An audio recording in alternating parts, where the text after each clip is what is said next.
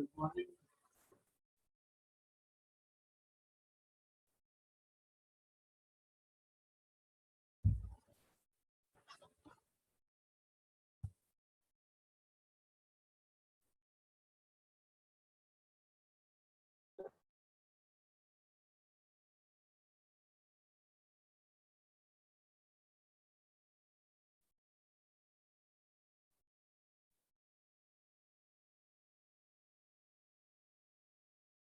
तो अभी हम देखेंगे एनालॉग इलेक्ट्रिक की बातें करने हैं, तो हम क्या कर सकते हैं, क्या नहीं लिख सकते हैं, वो देखते हैं।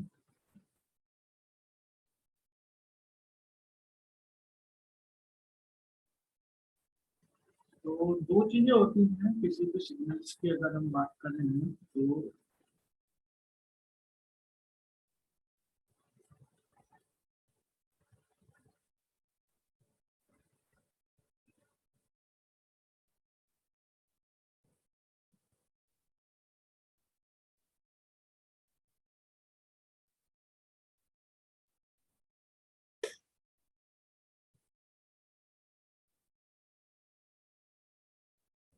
Before going for the differential operation या डिफरेंशियल ऑपरेशन की बात करें या फिर उससे आगे जाएं, we will see what is the हमें डिफरेंशियल ऑपरेशन या डिफरेंशियल एम्पलीफायर की रिक्वायरमेंट क्यों पड़ी। फर्स्ट ऑफ ऑल कि अगर हम इसको यूज ना करें तो क्या होगा, और डिफरेंशियल से मीनिंग क्या है हमें। तो उससे पहले हम देखते हैं कि सिंगल एंडेड टर्म होती है कि सिंगल एंडेड सिग्नल क्या होता है। सिंगल एंडेड सिग्नल का मीनिंग ये होता है कि अगर हम किसी भी सिग्नल की वोल्टेज या उसको मेजर कर रहे हैं या उसको फॉलो कर रहे हैं with respect to a point होता है। अब वो पॉइंट जो है वो फिक्स है पोटेंशियल उसका या वेरिएबल। अगर वो फिक्स पॉइंट है, if it is fix point potential, then it is called the single ended signal. अगर उसका पोटेंशियल या उसका जो वैल्यू है कि आज अभी एक 1 वोल्ट था, नेक्स्ट टाइम 2 वोल्ट हो गया, उसके थोड़ी देर बाद में 0 वोल्ट हो गया, तो that will not call it single ended signal.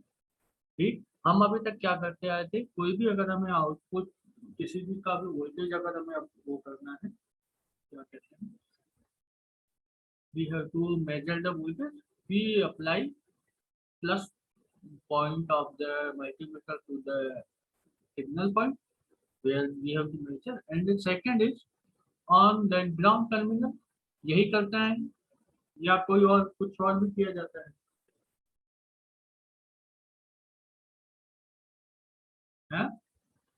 अभी तक यही किया था। तो ये जो सिग्नल जिस तरह से अभी तक हम मेजर करते आए हैं, that is called single ended signal. कि जैसे करंट वोल्टेज सोर्स है, एक इम्पीडेंस जेड है, इम्पीडेंस में कुछ भी हो सकता है, तो आर एल एक्स सी, आर एल सी में से कुछ भी हो सकता है। तो एक इम्पीडेंस है, उसके अक्रॉस हमने वोल्टेज अप्लाई किया है, अब जो मेजर कर रहे हैं, तो that voltage will be called single ended voltage. Is it clear? तो जो अभी तक हमने पढ़ा है वो है सिंगल एंडेड। तो इसमें प्रॉब्लम क्या थी सिंगल एंडेड होने की, क्या दिक्कत है? अब मैंने ये कहा कि ये नेगेटिव वैल्यू है, तो ये नेगेटिव उसका जो आउटपुट आ रहा है वो नेगेटिव आ रहा है। वो नेगेटिव के लिए हमने कह दिया इसको कि ये नेगेटिव है, कोई दिक्कत नहीं है। अब नया टर्म जो आपने अभी तक नहीं सुना होगा, वो माइट भी पॉसिबल सुन लिया होगा, एक कॉमन मोड लेवल। मतलब कॉमन लेवल, कॉमन मोड अगर हम इसको दोनों कॉमनली देखें, तो उस कॉमन मोड लेवल की अगर हम बात करें तो व्हाट इज कॉमन मोड। कि जैसे ये दो आउटपुट सिग्नल हमने लिए थे या दो सिग्नल है मेरे पास में, एक है पॉजिटिव वेवफॉर्म, एक है नेगेटिव वेवफॉर्म।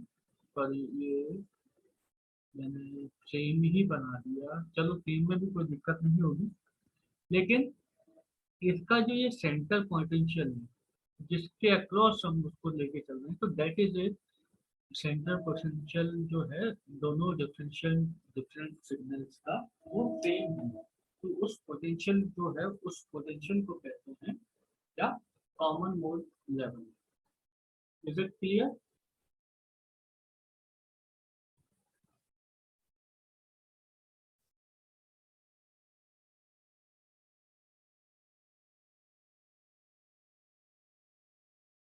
कॉमन मोड हो गया आपके समझ। अब बात आती है कि हम ये डिफरेंशियल क्यों चाहिए, why we need the differential. पहला पॉइंट क्या आता है कि जो अगर हम डिफरेंशियल सिग्नल को यूज करेंगे या दो सिग्नल का डिफरेंस लेकर हम चलते हैं, तो हमारा पहला फायदा क्या हो सकता है, what is the advantage of this.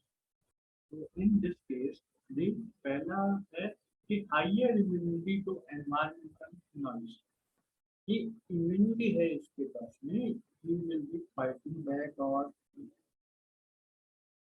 he this method will be very useful to for the noise immunity, या फिर नॉइज अगर ज़्यादा है तो उसमें हमारा ज़्यादा हम मतलब इजीली कर सकते हैं। जैसे जैसे मैंने कहा एक सिग्नल हमने यहाँ जनरेट किया, एक ट्रांजिस्टर है उससे हमने आउटपुट वोल्टेज दिया, और एक क्लॉक सिग्नल का भी हमने पाया करस्पॉन्डिंगली उसके पैरेलल में दिया। तो L2 सिग्नल होगा क्लॉक और L1 कुछ सिग्नल। अब ये जो दो सिग्नल पैरेलल में जा रहे हैं या पैरेलली हैं, दो लाइन पैरेलली है, तो there should be a parasitic capacitance. तो जो ये पैरासिटिक लाइन टू लाइन जो कैपेसिटेंस जनरेट हुआ है पैरासिटिक, उस कैपेसिटेंस के कारण आपका जो L1 सिग्नल है माइट बी पॉसिबल कि आपको वो नॉइस के कारण भी डिग्रेड हो जाए, ये डिग्रेडेड सिग्नल।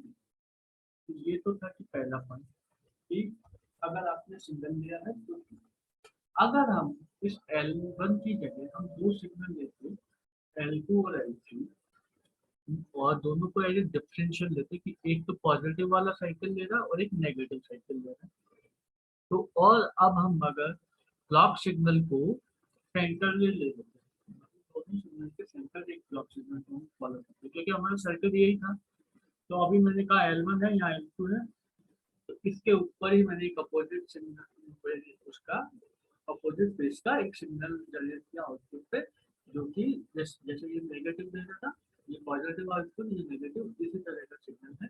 तो उसको हमने लिया, तो दैट सिग्नल इज जनरेटेड। तो मैंने कहा L2 L1, अब दोनों में सेम कैपेसिटेंस होगा क्योंकि दोनों लाइन सेम है, पैरेलल है, कोई दिक्कत नहीं।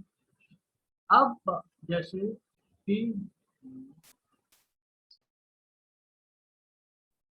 नॉर्मली आपका सिग्नल कैसा आना चाहिए था, नॉर्मली आपका माना उनका L3 L2 ऐसा आना, ठीक है, और L1 वो L3 इस तरह से आना, ये मान लो। अगर अब मैंने माना कि नॉइस आता है, नॉइस प्रेजेंट और नॉइस के कारण हमारा सिग्नल पॉजिटिव वाला इस तरह यहाँ से ये जा रहा था, यहाँ पे एक पीक आ गया, फिर ये वापस आया, फिर यहाँ भी एक पीक आ गया, और यहाँ इस तरह से कुछ हो रहा है, बोलो कि नॉइज के कारण ये सिग्नल डिग्रेडेशन हो चुका है। अब अगर यही बात मैं यहाँ कहूँगा तो सेम जो सिग्नल इस पॉइंट पे जो नॉइज आई थी वो किसको L3 को भी इफेक्ट करेगी, तो वो L3 को इफेक्ट करेगी, तो फिर L3 में भी वही सिग्नल का नॉइज का सिग्नल का इफेक्ट रहेगा, और फिर वो वापस डिग्रेडेशन होता हुआ सेम जो ऐसा वो फॉलो हो रहा है नॉइज के कारण, जो भी L1 L2 में वेरिएशन आएगा, सेम वेरिएशन L3 में भी आएगा।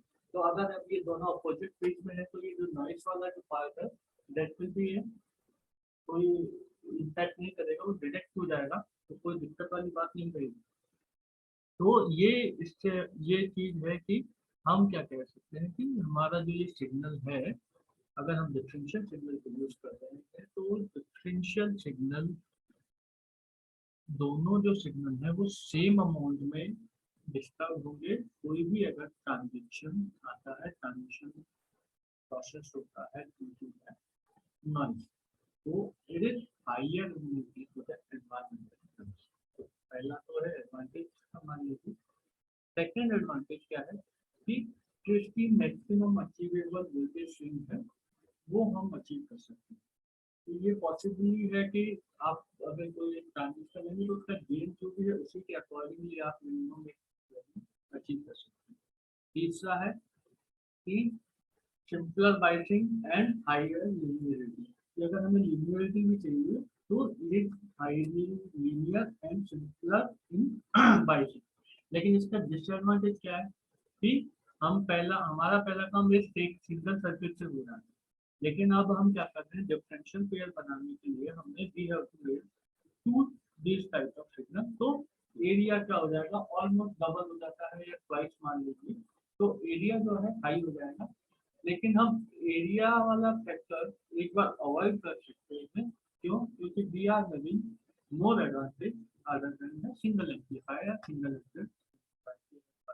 के मुकाबले we are having number of advantage, तो area disadvantage can be neglected.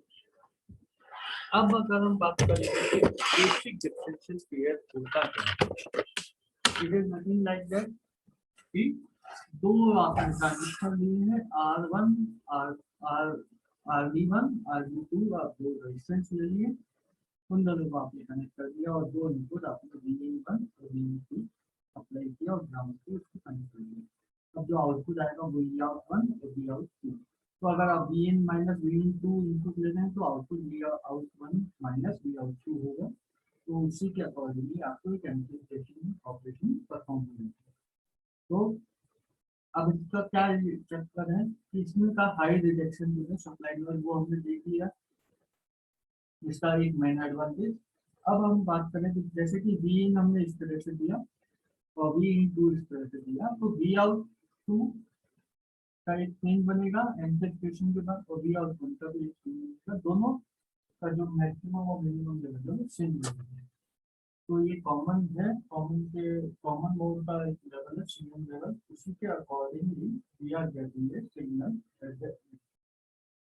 तो ये तो था कि अब बात करें कि सीएम लेवल मतलब कॉमन जिसका ऐसा लेवल है कि ये जीरो पे जा रहा है, जीरो पे नहीं जाते, जीरो से भी थोड़ा सा अगर कम मान लो इसका हमने कॉमन लेवल लिया 1 वोल्ट, ये 1 वोल्ट से ऊपर जा रहा है तो ये भी 1 वोल्ट से है। तो ऐसी कई हो सकता है, पॉसिबल कंडीशन हो सकती है कि हमारा जो ये कॉमन मोड का ये जो लेवल है दैट इज वेरी लो, कि इतना लो कि आपके दोनों transistor M1 and M2 are of. तो उस केस में क्या होगा कि जहाँ पे ये ऑफ होगा वहाँ पे एक क्लिपिंग का ऑप्शन क्लिपिंग हो जाएगी, कि जैसे अगर M1 ऑफ हो गया तो Vout1 का क्लिपिंग हो जाएगा, अगर M2 ऑफ हो गया तो Vout2 क्लिप हो जाएगा। तो जैसे आपने क्लैम्पर सर्किट पढ़े हैं पहले, तो same operation can be perform. और ये किसके कारण होगा?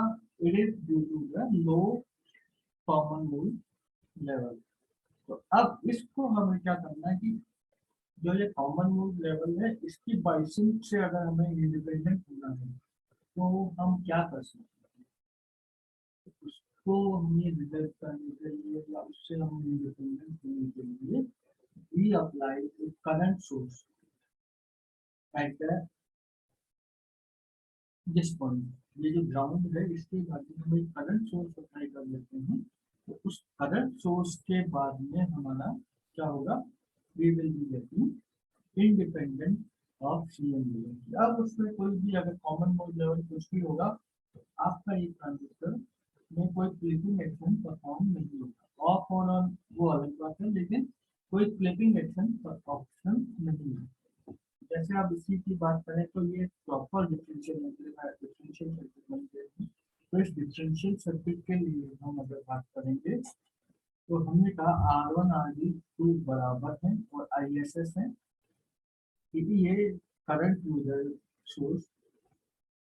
तो अब हम बात कर रहे हैं पहला चीज हमने कहा जब Vin और Vin2 दोनों बराबर हैं तो क्या होगा? दोनों ऑन है, तो दोनों ऑन है तो दोनों के बीच में मैंने क्या R1B और RB2 दोनों बराबर बताए थे, तो इन दोनों के बीच में करंट सेम रहेगा या अलग अलग रहेगा?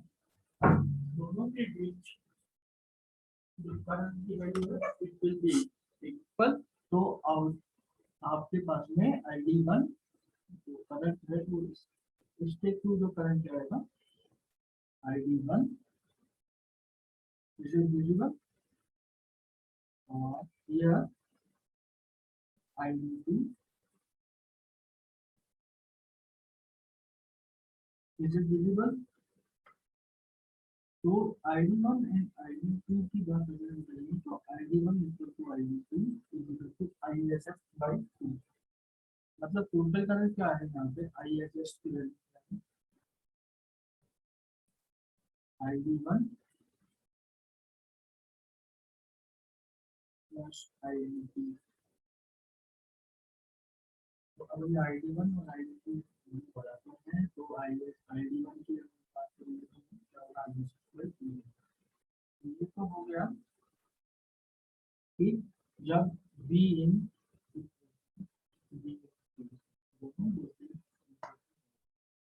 इस केस में आउटपुट क्या होगा तुम बताना, और जो मुझे आउटपुट दिख रहा है ये कैसे आएगा कोई बता सकते हैं?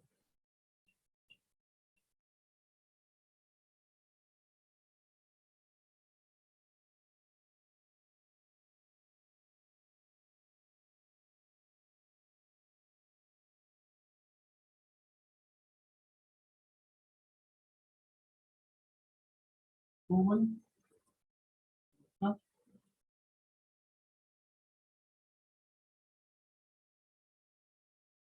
गौरव, आउटपुट VDD माइनस RDIS कैसे आएगा, तो या ये गलत है या सही लिखा है?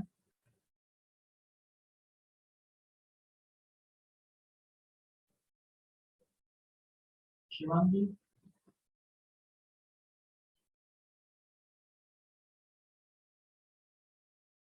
गौरव चंद्रा,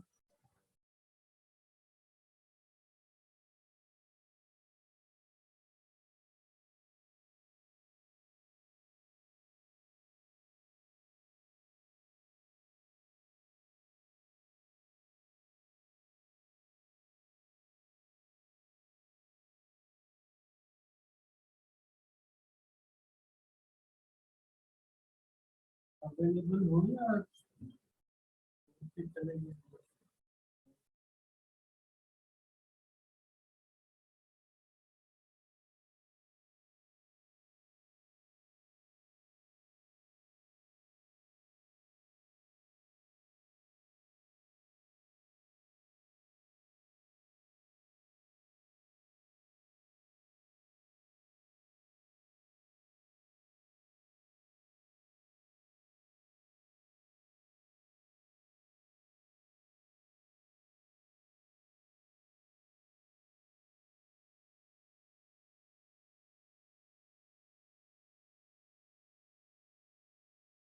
तो आपके जो VDD माइनस क्या होगा, यहाँ पे ये वोल्टेज ड्रॉप है, इसके अक्रॉस वोल्टेज ड्रॉप होगा, तो ये दोनों वोल्टेज पैरेलल में है तो VDD देखेंगे voltage output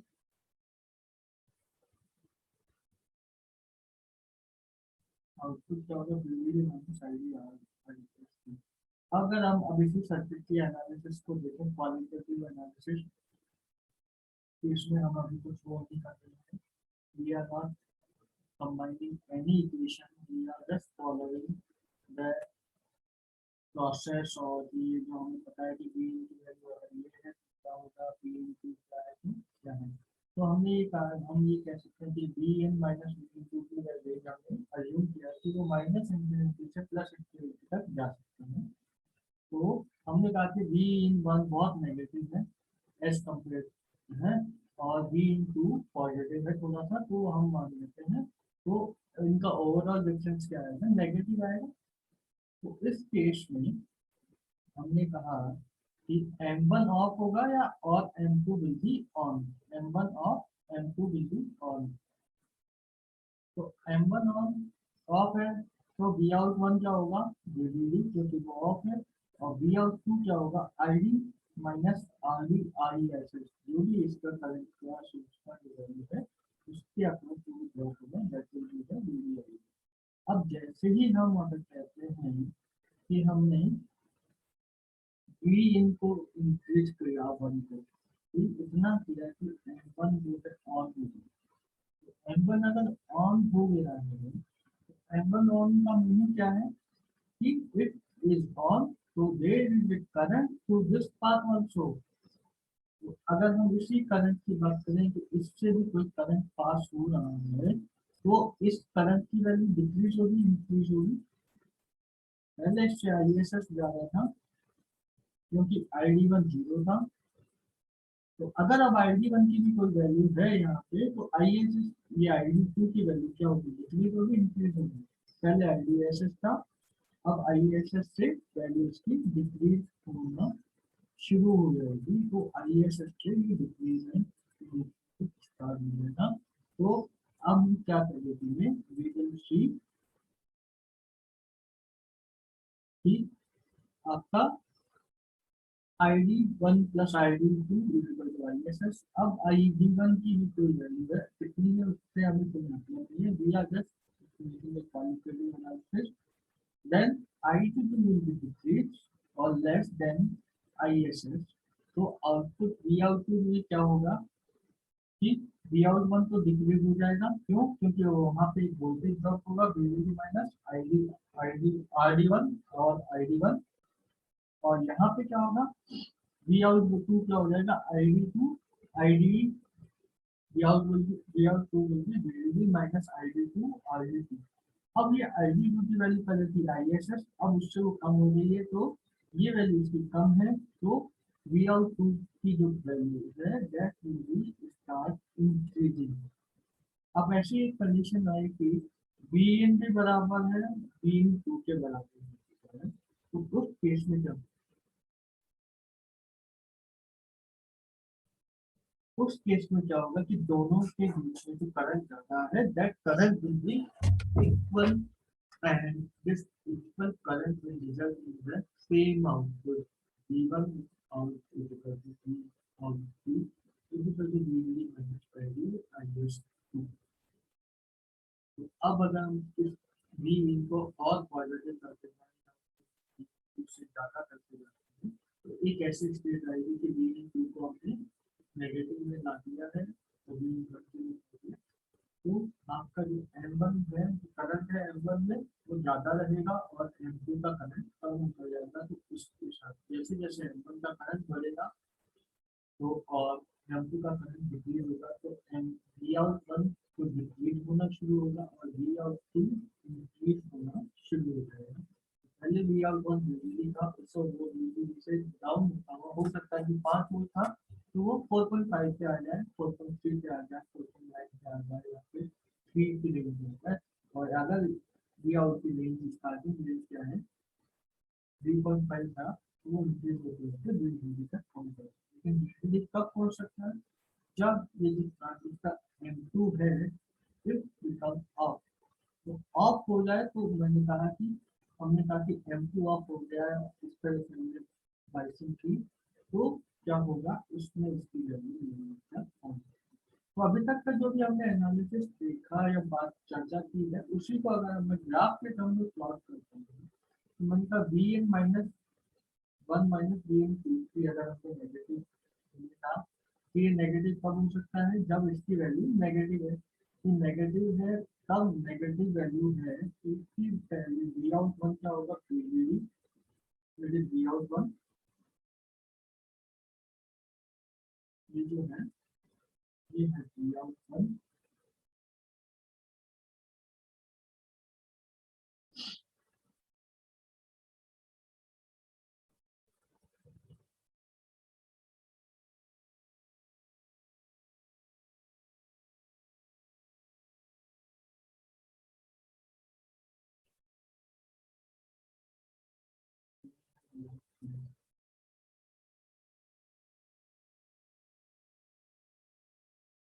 we out one की मैक्सिमम वैल्यू वी है और वी आउट टू की मिनिमम वैल्यू वी, तो जैसे जैसे वो है,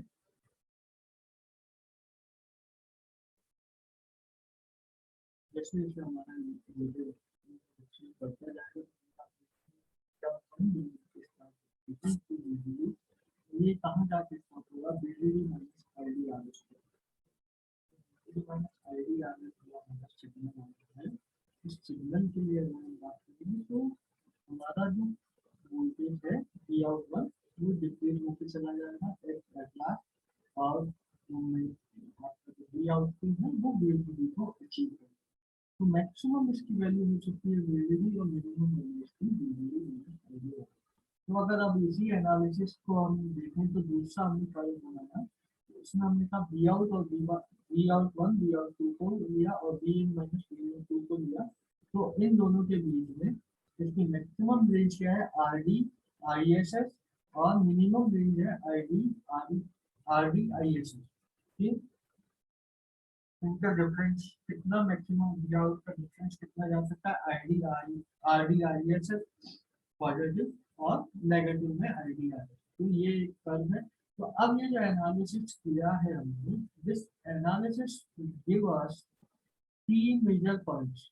पहला maximum level of output VDD है, दूसरा minimum level of output VDD minus ID are या आईएसएस आरडी, तीसरा independent of input TM level. तो अगर हमने इस तरह का सर्किट बना दिया है तो इस सर्किट का अगर हम एनालिसिस करते हैं तो वी कैन कंक्लूड ये एक सर्किट है जिसमें हमने करंट सोर्स लगाया है और डिफरेंशियल का बेसिक सर्किट है, it has maximum level of output is VDD, minimum level of output is VDD minus RD ISS, और तीसरा है independent of input common mode level. ये तीन पॉइंट है जो कि इसके इम्पोर्टेंट पार्ट है।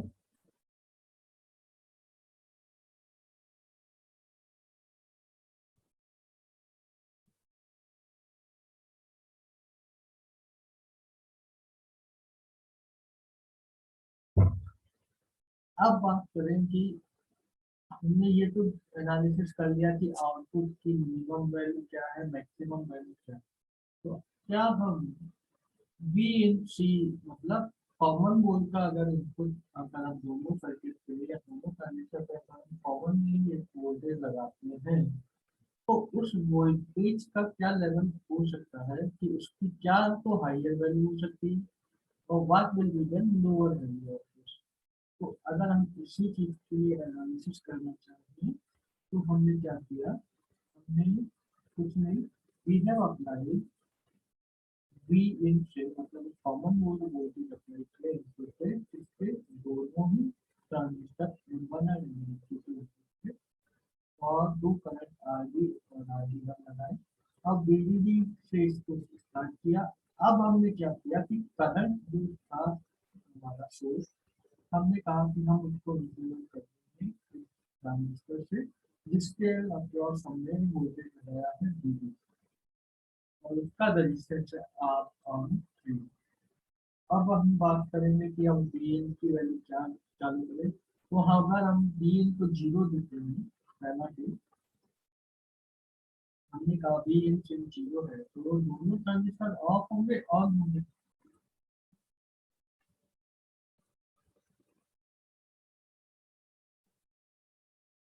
तो दोनों ट्रांजिस्टर ऑफ, तो आईडी व इक्वल टू 0 और इसी के कारण वो डीप ट्रायोड रीजन में चला जाएगा। क्यों, क्योंकि भी इतना दिया हुआ है कि वो उसमें इन्वर्जन लेयर परफॉर्म क्रिएट कर देगा।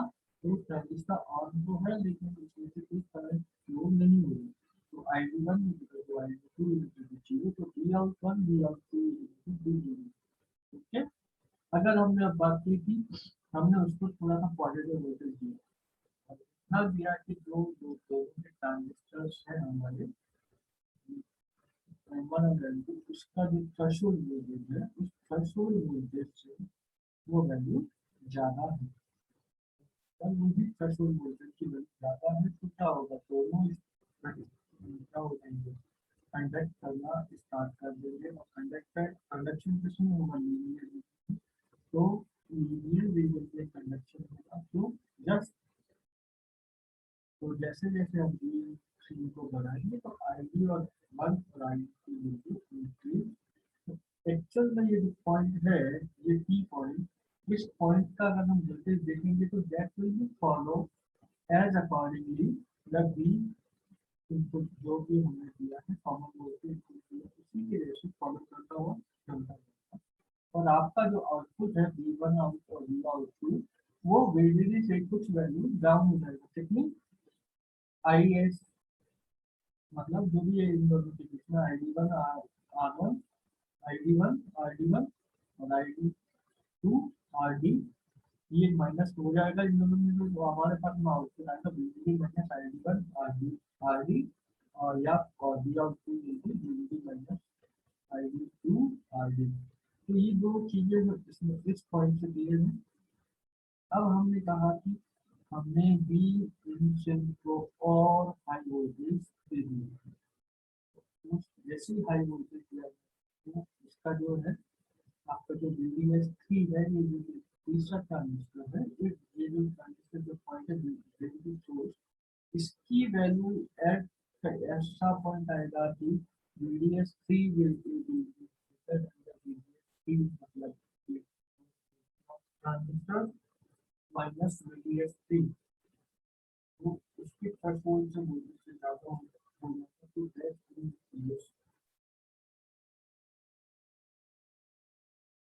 क्या होगा कि M3 सैचुरेशन में चला जाएगा। तो M3 अगर सैचुरेशन में चला जाता है तो दोनों के बीच में जो ये करंट है कांस्टेंट करंट हो जाएगा। क्यों? क्योंकि M3 सैचुरेशन का मीनिंग है कि इसके अक्रॉस जो भी करंट जाएगा that will B a constant current, वो करंट इंक्रीज नहीं होगा। तो M3 सैचुरेशन में है तो अब जो करंट है जो M1 और M2 के अक्रॉस जाएगा तो वो भी चाहे कांस्टेंट करंट होगा, ऐसा नहीं है कि उसकी करंट की वैल्यू फर्दर इंक्रीज होती रहेगी। तो जैसे जैसे ये चला जाएगा तो ये प्रॉपरली ऑपरेशन करेगा। तो अब VNCM की वैल्यू क्या होगी VGS1 माइनस VGS3 से जाता है। तो अगर आपको एक कांस्टेंट वैल्यू चाहिए या कांस्टेंटली चाहिए तो आपके पास में कम से कम VNCM को आपको क्या देना है कि VGS1 plus VGS3 minus VGS से ज़्यादा देना चाहिए, मिनिमम वैल्यू ये होनी चाहिए। अब अगर हम बात करें मैक्सिमम वैल्यू की, मैक्सिमम वैल्यू क्या हो सकती है? मैक्सिमम वैल्यू के लिए हमने VNCM को और इंक्रीज किया। तो और अगर हम इंक्रीज करते हैं तो अब क्या होगा कि M1 और M2 दोनों ही डीप ट्रायल रीजन में चले जाएंगे। तो डीप ट्रायल रीजन में चले जाएंगे तो क्या होगा कि दोनों में से करंट पास होना जो होगा। तो हम क्या चाहेंगे कि ये जो करंट है वो पास होना ना होगा। तो दैट इन केस आपकी जो वैल्यू है मीन की तो वो उसकी अपर लिमिट को फॉलो करेगा। तो हम क्या कर सकते हैं कि बी इन चेल की मिनिमम लिमिट है VGS1 plus VGS3 minus VGS, this is the minimum value. और अगर हम मैक्सिमम वैल्यू की बात करेंगे तो मिनिमम वैल्यू ऑफ या तो VDD और VDD minus ID IS by 2 plus VTH2 की जो वैल्यू है इन दोनों का जो मिनिमम आएगा that minimum will be chosen as the maximum value or the upper limit for the input for the proper differential operation component के लिए। तो ये तो था कि हमारा आईडी क्या होना चाहिए, कैसे कर सकते हैं। तो अगर हमने अब इसी क्वालिटेटिव एनालिसिस किया, टर्म्स ऑफ हमने की बात की, रिलेशन की बात करी, तो अगर हम इसी को ही ग्राफिकली देखना चाहें तो हमने कहा VNCM इंक्रीज हुआ तो दोनों आईडी की वैल्यू क्या होगी? जब तक VTH से कम है तो कोई करंट तो नहीं होगा, नो करंट। जैसे जैसे ही VTH की वैल्यू है तो वो लीनियर रीजन स्टार्ट हो जाएगा और वो लीनियरली इंक्रीज और at some point both the transistors अगर आप और ज़्यादा VCM दिया है या और ज़्यादा इंक्रीज कर देंगे both the transistor will be in the saturation region और तो आपकी कांस्टेंट वैल्यू हो जाएगी। इसी तरह से VP की बात करें तो थ्रेशोल्ड वोल्टेज की बात में पॉइंट है VP, it will directly follow the VC in the deep trial region की बात करें तो deep trial region तो अगर इसी के अलावा हमने कहा वी आउट वन और वी आउट टू और कुछ सिग्नल है, तो उनका क्या लेवल है कि अगर VDS से पहले की बात करें तो दोनों की वैल्यू VDD है। क्यों? Because both the transistors are off state, और जैसे ही वो ऑन हो जाते हैं तो उसको decreasing and minimum value VDD minus IS 2 by RD, तो ये मिनिमम वैल्यू को प्रेजेंट कर लेगा। तो that is common mode input output characteristic of basic differential circuit. This was the basic differential circuit. अगर हम इसी के बारे में एक बात करें कि एक एग्जांपल है कि अब ये इसको अगर हम सॉल्व करें गेन के तरफ से तो क्या गेन है। तो अगर हमने देखा गेन है और भी इनपुट है, तो जैसे जब तक VDS था तो गेन वैल्यू 0 थी। एक लेवल ऐसा आएगा कि वो इंक्रीज होता हुआ एक मैक्सिमम वैल्यू कांस्टेंट वैल्यू के लिए। तो ये कब होगा जबकि करंट सोर्स जो है सैचुरेशन में नहीं जाता है, तब तक उसका गेन यूजुअली इंक्रीज होता है, मतलब इंक्रीजिंग वैल्यू मिलेगा। After the entry in the current वाला सोर्स सैचुरेशन में, उसके बाद में गेन एक कांस्टेंट वैल्यू बचेगा। तो कांस्टेंट वैल्यू कब तक रहेगा? V2 की वैल्यू कि जैसे ही V2 VCD के बराबर हो जाता है, VCD के बराबर हो जाएगा, तो क्या होगा कि दोनों दोनों इनपुट ट्रांजिस्टर ठीक चले जाएंगे। उस ट्रांजिस्टर के कारण वो गेन अब धीरे धीरे डिक्रीज होना पड़ जाएगा, मतलब डिक्रीज में गेन में आता जाएगा। दैट इज क्या होगा उससे कि it will start decreasing falling towards the lower level of space। तो अगर आपको ये पता है कि स्ट्रॉन्ग सिग्नल